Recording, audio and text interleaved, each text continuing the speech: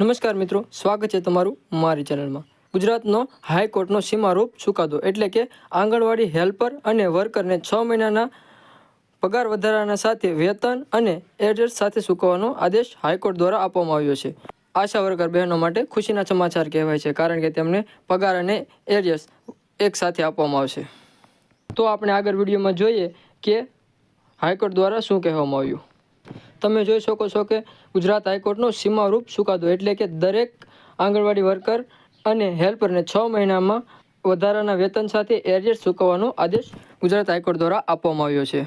જેની અંદર તમે જોઈ શકો છો કે ગુજરાત હાઈકોર્ટે એક સીમારૂપ ચુકાદો આપ્યો, જેમાં રાજ્યની તમામ આંગણવાડી વર્કર્સ અને આંગણવાડી હેલ્પરને લઘુત્તમ વેતનમાં નોંધપાત્ર વધારો અને એડજસ્ટ ચૂકવવા રાજ્ય સરકારનો હુકમ કર્યો છે। તારીખ 1/4/2025થી શરૂ થયેલા નાણાકીય વર્ષથી તેઓને એડજસ્ટનો લાભ મળશે, એટલે કે 6 મહિનાનો તેમને એડજસ્ટનો લાભ મળશે તેવો હાઈકોર્ટ દ્વારા ચુકાદો આપવામાં આવ્યો છે। હાઈકોર્ટના જજીસ A.H. સુપિયા અને જજીસ R.T. વાછાણીની ખંડપીઠે આંગણવાડી વર્કરને કુલ 24,800 વેતન અને આંગણવાડી હેલ્પને લઘુત્તમ વેતન કુલ 20,300 વેતન ચૂકવવા હાઈકોર્ટ દ્વારા આદેશ આપવામાં આવ્યો છે। ગુજરાત હાઈકોર્ટ દ્વારા ચુકાદામાં એ પણ સ્પષ્ટ કર્યું હતું કે આ લાભ રાજ્યના તમામ આંગણવાડી વર્કરને અને આંગણવાડી હેલ્પર્સને મળશે। જે લોકો હાઈકોર્ટમાં પિટિશન દાખલ નથી કરી તેમને પણ આ લાભ મળશે તે હાઈકોર્ટમાં રજૂઆત થઈ છે। એટલે કે ગુજરાત હાઈકોર્ટ દ્વારા કહેવામાં આવ્યું છે કે જે ઉમેદવારે પિટિશન દાખલ નથી કરી એ લોકોને પણ લાભ મળશે, જે 1 એપ્રિલ 2025થી વધારાનું વેતન ગણવામાં આવશે તેવું ગુજરાત હાઈકોર્ટ દ્વારા કહેવામાં આવ્યું છે। આમ અગાઉ પણ ગુજરાત હાઈકોર્ટ દ્વારા સિંગલ જજના મુદ્દામાં પણ એટલે કે S. કેજરીવાલે આંગણવાડી વર્કર્સ અને આંગણવાડી હેલ્પને લઘુત્તમ વેતન સહિતના લાભો ચૂકવવા અંગે 2/8/2024ના આદેશ જાહેર કર્યો હતો, જેમાં સિંગલ જજે આંગણવાડી વર્કર્સ અને આંગણવાડી હેલ્પરને પણ સરકારી નોકરીની સેવામાં કાયમી બનવા માટે હકદાર છે અને તેઓ જોબ પ્રોફાઇલ ધ્યાનમાં લઈને તેઓએ સરકારમાં કાયમી સરકારી કર્મચારી તરીકે રાખવા માટે ઠરાવ કર્યો હતો।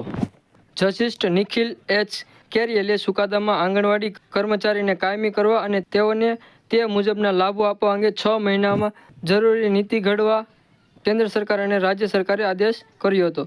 સિંગલ જજના એ હુકમને પડકારતી રાજ્ય સરકારે દ્વારા જુદી જુદી લેટર્સ પેટન્ટ કરાઈ હતી, જેમાં હાઈકોર્ટની ખંડપીઠે આજે સિંગલ જજનો હુકમ થોડો ફેરફાર કરી મહત્વનો ચુકાદો જાહેર કર્યો હતો। હાઈકોર્ટના ખંડપીઠે તેના આદેશ મારફતે સિંગલ જજે આંગણવાડી વર્કર્સ અને આંગણવાડી હેલ્પર નોકરી કાયમી કરવા અંગે નીતિ ઘડવા રાજ્ય સરકારે અને કેન્દ્ર સરકારે નિર્દેશો જાહેર કર્યા હતા।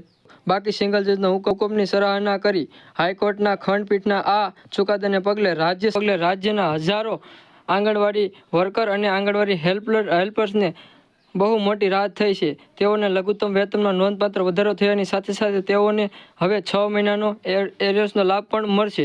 રાજ્ય સરકાર દ્વારા કરાયેલા અપીલનો વિરોધ કરતા આંગણવાડી વર્કર્સ અને આંગણવાડી હેલ્પર્સને વતી રજૂઆત કરાઈ હતી। આંગણવાડી વર્કરને અને આંગણવાડી હેલ્પર્સને રાઇટ ટુ એજ્યુકેશન અને નેશનલ ફૂડ સિક્યોરિટી એક્ટ હેઠળ વિશિષ્ટ ભૂમિકા અને વૈધાનિક ફરજો નિભાવી રહ્યા છે, તેમ છતાં તેઓ રાજ્યની નાગરિક સેવાઓનો લાભ ગણીને રાજ્ય સરકારના સત્તાવાળાઓ ભેદભાવ કરી રહ્યા છે અને બંધારણની કલમ 14 અને 16(1) હેઠળ સમાનતા અને સમાન તકોનો અધિકારનું ઉલ્લંઘન કરાયું છે। કેન્દ્ર સરકાર અને રાજ્ય સરકાર બંને આંગણવાડી વર્કર્સ અને આંગણવાડી હેલ્પર્સને નાગરિક સેવાના કર્મચારીઓની સમક્ષ નહીં ગણી અને તેમને યોગ્ય ચૂકવણી નહીં કરી અને ભારે અન્યાય કરી રહ્યા છે। આંગણવાડી વર્કર્સ અને આંગણવાડી હેલ્પર્સને નોકરીની સેવામાં કાયમી કરવા અને તે મુજબના રેગ્યુલર પે સ્કેલ અને પે બેન્ડ ચૂકવવા અંગે સિંગલ જજે હુકમ કર્યો હતો તે યોગ્ય અને વ્યાજબી છે।